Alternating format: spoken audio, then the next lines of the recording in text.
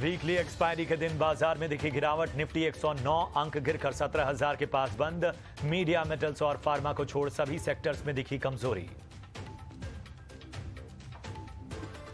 शानदार रहे इंफोसिस के नतीजे। दूसरी तिमाही में मुनाफा 61 करोड़ से बढ़कर 6,021 करोड़ हुआ। बाय बैक पर 9,300 करोड़ खर्च करेगी कंपनी। 16 रुपए डिविडेंड का ऐलान। अच्छे नतीजे और गाइडेंस बढ़ाने से एचसीएल टेक में जमकर खरीदारी। शेयर 3% की तेजी के साथ निफ्टी का टॉप गेनर बना, लेकिन कमजोर नतीजों से विप्रो 6% फिसला। मार्केट कैप में टीवीएस मोटर निकला हीरो मोटोकॉर्प से आगे। ऑटो कंपनियों में छठे पायदान पर पहुंचा। इस साल 70% से ज्यादा चढ़ा है शेयर। जीएसटी चोरी के शक में 100 से ज्यादा ऑनलाइन गेमिंग कंपनियां आई सरकार के रडार पर। ईटी नाउ स्वदेश को मिली एक्सक्लूसिव जानकारी। कई ऑफशोर कंपनियों पर फेमा कानून के उल्लंघनकारों। जांच में जुटी एजेंसियां, जल्द भेजे जा सकते हैं नोटिस। मिनरल इंडस्ट्री ने की केंद्र सरकार से कुछ मिनरल्स के फ्री ट्रेड की इजाजत। कहा बढ़ रहे हैं देश में मिनरल के रिजर्व। एक्सपोर्ट में सरकारी एजेंसियों का दखल खत्म करने की मांग। स्टील और कॉमर्स मंत्रालय ने मांग पर मशवरा किया। ईटी नाउ स्वदेश एक्सक्लूसिव। उत्तर प्रदेश के मुख्यमंत्री योगी आदित्यनाथ ने दी इलेक्ट्रिक व्हीकल पॉलिसी को मंजूरी। राज्य में इलेक्ट्रिक गाड़ियों पर मिलेगी 15% सब्सिडी। खरीदी की गई पहली 400 बसों पर प्रति बस 20 लाख रुपए सब्सिडी दी जाएगी। सिविल एविएशन मंत्रालय ने की एटीएफ को जीएसटी के दायरे में लाने की मांग। कहा इससे एविएशन सेक्टर को मिलेगी राहत। जीएसटी काउंसिल को लेना है इस पर फैसला। वित्त मंत्री निर्मला सीतारमण ने वॉशिंगटन में अमेरिकी वित्त मंत्री जेनेट येलन से की मुलाकात में सीतारमण ने येलन को दिया नवंबर में भारत आने का न्योता। नवंबर में होनी है यूएस इंडिया इकोनॉमिक मीट। देश को मिली चौथी वंदे भारत ट्रेन। हिमाचल के ऊना में पीएम मोदी ने वंदे भारत ट्रेन को दिखाई हरी झंडी। पीएम ने वंदे भारत में सवार होकर यात्रियों का हाथ हिलाकर अभिवादन किया। सीएम जयराम ठाकुर और केंद्रीय रेल मंत्री साथ में रहे मौजूद। हिमाचल के ऊना में पीएम मोदी ने बल्क ड्रग पार्क का उद्घाटन किया। उद्घाटन के बाद पीएम ने जनसभा को संबोधित किया। पीएम मोदी ने की वंदे भारत एक्सप्रेस की सवारी। सफर के दौरान प्रधानमंत्री ने की यात्रियों से बातचीत।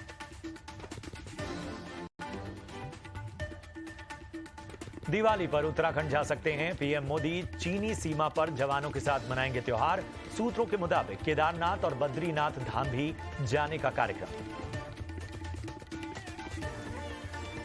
गुजरात के मेहसाणा से शुरू हुई बीजेपी की गुजरात गौरव यात्रा। केंद्रीय मंत्री धर्मेंद्र प्रधान ने दिखाई हरी झंडी। अगरतला में राष्ट्रपति द्रौपदी मुर्मू ने 2 ट्रेनों को दिखाई हरी झंडी। त्रिपुरा के सीएम माणिक शाह भी मौके पर रहे मौजूद। सोमनाथ गौरव यात्रा को गृह मंत्री अमित शाह ने दिखाई हरी झंडी। शाम को दूसरी गौरव यात्रा की करेंगे शुरुआत। नवसारी के उनाई माता मंदिर से शुरू होगी दूसरी यात्रा। अहमदाबाद के संत श्री सवैयानाथ की समाधि पर पहुंचे गृह मंत्री अमित शाह। मंदिर में पूजा अर्चना करने के बाद रैली को किया संबोधित। लखनऊ के सिविल अस्पताल पहुंचे सीएम योगी आदित्यनाथ। कालीबाड़ी के संत महेंद्रनाथ के स्वास्थ्य की ली जानकारी। कांग्रेस अध्यक्ष पद के उम्मीदवार शशि थरूर का बयान। कहा साधारण कार्यकर्ताओं से मिलकर मुझे लग रहा है पार्टी में बहुत लोग बदलाव चाहते हैं। मैं पार्टी में नई ऊर्जा दिखाना चाहता हूं जिससे कि हमारी जनता में पार्टी के लिए भरोसा वापस आए। कांग्रेस अध्यक्ष पद के उम्मीदवार मल्लिकार्जुन खड़गे का बयान। कहा मैं एक कार्यकर्ता से यहां तक पहुंचा हूं तो इसका मतलब है कि लोग मुझे चाहते हैं और जब लोग चाहते हैं तो माहौल बनता है। जब माहौल बनता है तो पार्टी को शक्ति मिलती है। योगी सरकार में कैबिनेट मंत्री संजय निषाद के खिलाफ हत्या का आरोप तय। 2015 के करसवल कांड में फायरिंग के दौरान हुई थी एक शख्स की मौत।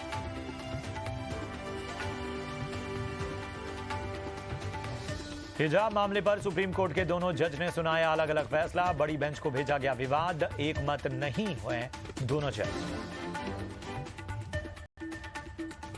हिजाब मामले पर जस्टिस हेमंत गुप्ता ने कहा कर्नाटक हाईकोर्ट का फैसला सही, याचिका को खारिज किया जाना चाहिए।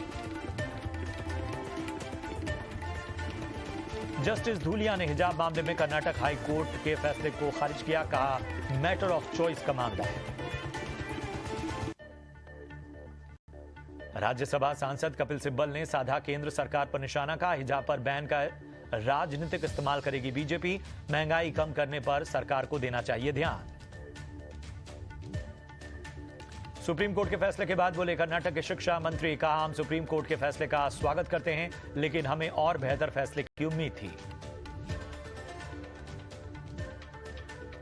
हिजाब मामले में बोले याचिकाकर्ता अनस तनवीर, भारत में हिजाब मामले की तुलना ईरान से करना गलत। ईरान एक तानाशाह देश है और भारत एक लोकतांत्रिक देश। अयोध्या में सरयू के जल स्तर ने तोड़ा 35 साल का रिकॉर्ड। आसपास के गांवों में भरा पानी, लोगों को सुरक्षित जगह पहुंचाने का काम जारी। यूपी के जालौन में भारी बारिश से बाढ़ जैसे हालात, खेतों में भरा पानी, किसानों की फसल बर्बाद।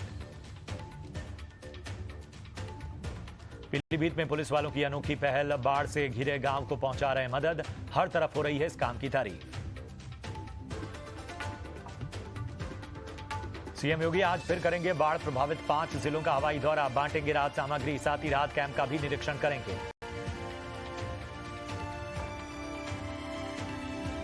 बिहार के वैशाली में बेकाबू हो रहा गंडक नदी का जलस्तर बढ़ने से गांव में घुसा बाढ़ का पानी, फसल को हुई भारी नुकसान। हैदराबाद में 2 घंटे की मूसलाधार बारिश में बही गाड़ियां, सड़कों पर आया सैलाब, कई जिलों में बिजली कटौती से लोग परेशान। नोटबंदी को लेकर सुप्रीम कोर्ट ने 9 नवंबर तक मांगा केंद्र सरकार से जवाब। नोटबंदी के फैसले पर केंद्र सरकार और आरबीआई दाखिल करें हलफनामा। ईडी ने छत्तीसगढ़ के आईएएस ऑफिसर समीर बिश्नोई को किया गिरफ्तार। छत्तीसगढ़ में छापेमारी के दौरान 4 करोड़ कैश मिलने से जुड़ा है मामला। मामले में 2 और लोगों की हुई गिरफ्तारी। ईडी की रेड के बाद रायगढ़ पहुंची आईएएस रानू साहू, ईडी को चिट्ठी लिखकर कहा जांच में हर तरह के सहयोग को तैयार। बेंगलुरु, सूरतकल और उल्लाल में पीएफआई के ठिकानों पर छापेमारी, हिरासत में लिए गए पीएफआई से जुड़े 5 लोग। अहमदाबाद में अवैध निर्माण पर चला बुलडोजर, खान गैंग के ठिकानों को ढाया गया। 28 से ज्यादा मामले खान गैंग पर दर्ज। यूक्रेन के ज़ेपोरिज़िया पर रूसी वायुसेना का ताबड़तोड़ हमला, एक के बाद एक 12 मिसाइल हमले, रिहायशी इमारतों को बनाया जा रहा है निशाना। रूस ने ज़ेपोरिज़िया की इमारत पर दागी मिसाइल, मकान हुए जमींदोज, मलबे के नीचे फंसा परिवार।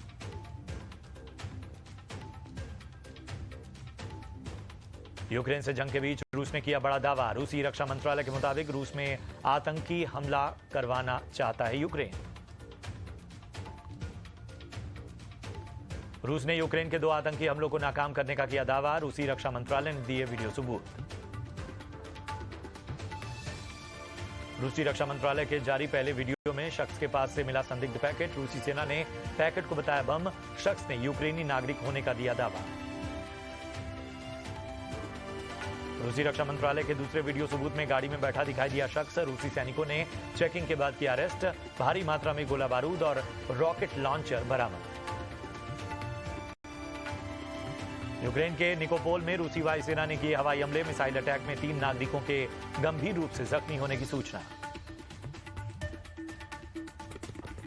रूसी हमले को लेकर यूक्रेन के ऊर्जा मंत्री का बड़ा दावा, कहा रूस की सेना ने 30% एनर्जी इंफ्रास्ट्रक्चर को किया तबाह। 10 अक्टूबर से कर रहा हमला, 30 से ज्यादा जगहों पर लगी आग।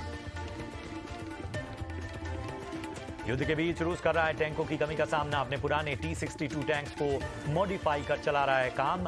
जल्दबाजी में नए टैंकों का निर्माण नामुमकिन। रूसी वायुसेना के नए वीडियो में दिखा tank tulip 2S4 command post और लड़ाकू वाहनों को नष्ट करने के लिए होता है इस्तेमाल। खेरसन में रूस को बड़ा झटका, यूक्रेन ने नष्ट किया 2S-19 MSTA-S tank, counter battery system से किया वार।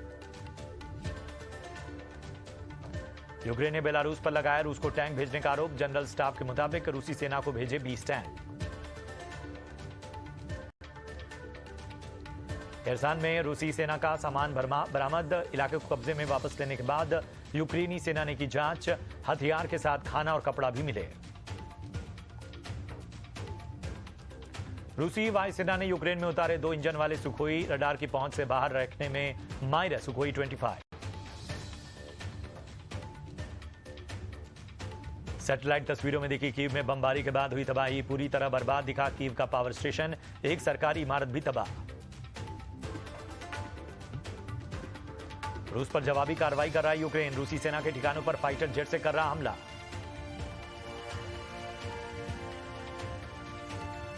रूस यूक्रेन युद्ध में रूसी सेना के 23 सैनिक और ढेर होने की खबर, दक्षिणी फ्रंट लाइन के पास हुआ हमला, एक बख्तरबंद वाहन भी तबाह। क्रीमिया को रूस से जोड़ने वाले कर्च ब्रिज पर अभी लगी है ट्रकों की लंबी कतार, ट्रकों को ब्रिज पार करने में आ रही है भारी दिक्कतें। यूएन महासभा में रूस के यूक्रेन में विलय के खिलाफ वोटिंग, रूस ने पश्चिमी देशों पर नुकसान पहुंचाने का लगाया आरोप, कहा यूक्रेन का भला नहीं चाहते पश्चिमी देश। यूक्रेन के राष्ट्रपति ज़ेलेंस्की ने पश्चिमी देशों से मांगी मदद, हवाई हमले से रक्षा के लिए की एयर डिफेंस सिस्टम देने की अपील। फ्रांस के राष्ट्रपति इमैनुअल मैक्रों ने कहा पुतिन को बातचीत के टेबल पर आना होगा, साथ ही मैक्रों ने कीव को भी समझौता करने का इशारा दिया। यूक्रेन की मदद करेगा फ्रांस, राष्ट्रपति इमैनुअल मैक्रों ने किया ऐलान, कुछ हफ्तों में यूक्रेन को भेजेंगे एंटी एयरक्राफ्ट मिसाइल और रडार। यूक्रेन को एयर डिफेंस मिसाइल देगा यूके, ब्रिटेन के सुरक्षा मंत्री ने अमराम एंटी एयरक्राफ्ट मिसाइल देने का ऐलान किया।